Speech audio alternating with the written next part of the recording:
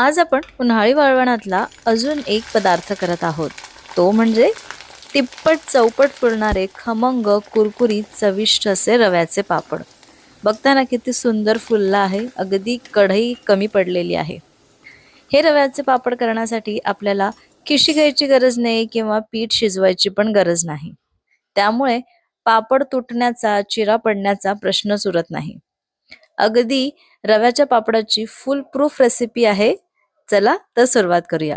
Hello, नमस्कार. मी सोनल मेजवानी bye Sonal मध्ये तुमचं खूप खूप मनापासून स्वागत करते आणि आजच्या आपल्या खमंग कुरकुरीत रव्याच्या पापडांना सुरुवात करूया. या पापडासाठीचं सगळं साहित्य मी इथे काढून घेतलेलं आहे. तर आपल्याला लागणार आहे 1 कप रवा, त्यानंतर 3 टेबलस्पून मी इथे गव्हाचं पीठ घेतलेलं आहे, कोथिंबीर, मीठ, पापड खार, जिरं आणि थोडेसे चिली फ्लेक्स घेतले आहे.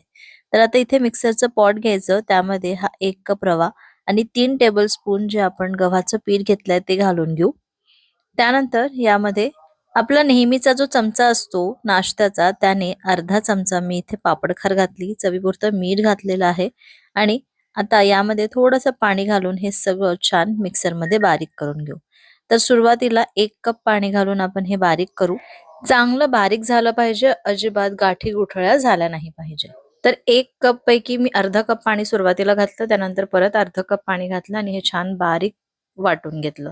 तर असं बारीक बॅटर तयार करून झालेलं आहे. आता यामध्ये परत आपल्याला 1 कप पाणी लागणार आहे.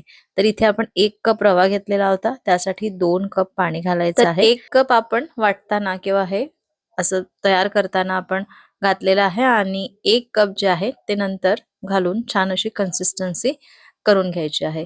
तर थोडंसं पातळ, खूप घट्ट नको, खूप पातळही नको, जसं मी इथे दाखवत आहे अगदी तशी कन्सिस्टन्सी पाहिजे आहे, म्हणजे आपले पापड अप्रतिम होतात. आता या पापडांना छान अशी चव यावी म्हणून थोडेसे चिली फ्लेक्स, जिरं आणि कोथिंबीर घातलेली आहे. हे सर्व अंदाजे मी 1-1 चमचा घातलंय. आता हे छान मिक्स करू आणि आता याचे पापड तयार करायला घेऊ. तर हे आपण वाफेवरचे पापड करत आहोत. तर आपल्याकडच्या ज्या प्लेट्स असतात ना, थोडा मीडियम साईजच्या, म्हणजे एकदम छोटी नको किंवा खूप मोठी नको, अशी थोडी मीडियम साईजची जी प्लेट असते त्यामध्ये हे बॅटर घालायचं, जसं मी इथे दाखवत आहे अगदी त्या पद्धतीने, आणि थोडंसं त्याला पसरवून घ्यायचं सगळीकडून एकसारखं आणि आता याला स्टीम करायचं. तर स्टीमर मध्ये मी पाणी घेतलंय. पाणी गरम झालं की छान वाफ तयार झाली. आता यावरती या प्लेट्स ठेवायच्या आणि फक्त 1 ते 1.5 मिनिटं आपल्याला याला वाफ काढून घ्यायची. जास्त वेळ लागत नाही, जास्तीत जास्त 2 मिनिटं आपण ही वाफ काढून घेऊ. आणि हे बघा इथे 2 मिनिटं झालेले आहे. आता हे झाकण काढायचं आणि आपलं हे जे पापड आहे ते पण छान वाफवून झालेलं आहे.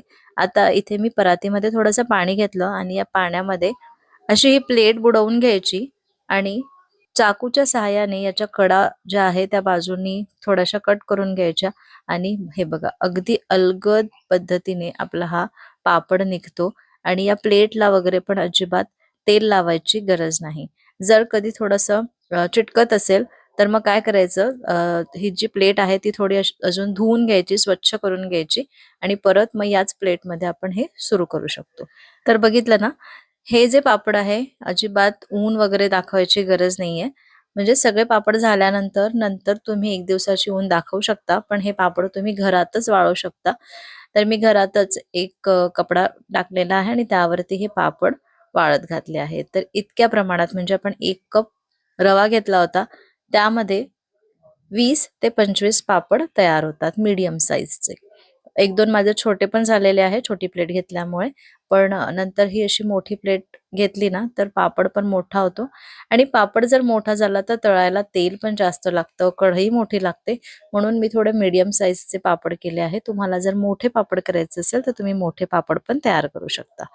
तर हे बघा इथे मी आता सकाळी केले 11 वाजता वगैरे, त्यानंतर संध्याकाळी एक 3 वाजता, म्हणजे दुपारी 3 वाजता वगैरे, आता हे घरातच होते ना, तर मग मी काय केलं, याला जरा पलटवून घेतलं, म्हणजे खालून पण पूर्णपणे जर वाळून गेलं तर हे अजिबात निघणार नाही, याची काळजी घ्यायची आहे. तर 1-2 तासांनी वगैरे याला पलटवून घ्यायचं, म्हणजे वरची बाजू थोडीशी सुकत आली की पलटवून घ्यायचं, म्हणजे दुसऱ्या साईडनी पण चांगले हे वाळले जातात आणि या कपड्याला हे चिटकत नाही. आणि जर तुम्ही प्लास्टिकच्या कपडावरती वगैरे टाकत असाल तर मग चिपकायचा काही प्रश्नच येत नाही, मग नाही पलटवले तरी चालतं. पण एकदा पलटवूनच घ्यायचे म्हणजे दोन्हीकडून हे पापड छान असे वाळून जातात. आता मी एक दिवसभर हे फॅन खालीच वाळवले आहे आणि दुसरा दिवस पूर्ण उन्हात दाखवून दिला आहे. म्हणजे 6-7 तास तरी ऊन दाखवून दिलं एका दिवसाची आणि त्यानंतर मस्त आपले हे पापड तयार झाले आहेत. तुम्ही बघू शकता किती सुंदर झाले आहे. छान ट्रान्सपरंट दिसतंय. खूप पातळ जर केलं ना तर मग हे पापड जे आहे ते निघायला पण जरा अवघड जातं आणि नंतर जेव्हा आपण हे तळतो तर खूप असे पातळ लागतात. तर थोडंसं जाडसर ठेवायचं जसं मी इथे दाखवलं. तर हे बघा मस्त आपले हे पापड तयार झाले आहे वाळून. आता आपण याला तळून बघू. तर बघताय ना, हा जो मोठा साईजचा पापड मी तळून बघितला तर त्याला ही कढई पण कमी पडत आहे.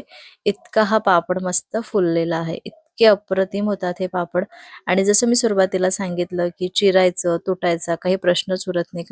कारण आपण हे शिजवलं किंवा खिशी वगैरे काढायची नाहीये. मस्त वाफेवरती हे पापड तयार करायचे. हां, एक-एक पापड करायला थोडा वेळ लागतो. पण 2 गॅस करायचं म्हणजे मी 2 गॅसवरती स्टीमर ठेवलं आणि आपले हे पापड मस्त तयार करून घेतलेत. अगदी अर्धा ते 1 तासामध्ये हे माझे एवढे पापड तयार झाले आहेत. तर तुम्ही एकदा या पद्धतीने वाफेवरचे हे रव्याचे पापड करून बघा. तुम्हाला नक्की आवडतील. आणि तुम्ही बघत आहात छान असे फुललेले पापड तयार झाले आहे. छान खमंग, कुरकुरीत असे आपले पापड तयार होतात आणि अजिबात तेलकट होत नाही. तळल्यानंतर सुद्धा हे अजिबात तेलकट होत नाही. मस्त आपले हे पापड तयार झाले आहे. रेसिपी आवडली असेल तर एक लाईक करा, जास्तीत जास्त शेअर करा आणि अजूनपर्यंत चॅनलला सबस्क्राईब केलं नसेल तर प्लीज सबस्क्राईब करा. पुन्हा भेटते अशाच एका मस्त रेसिपी सोबत उद्या दुपारी 2 वाजता. तोपर्यंत बाय बाय.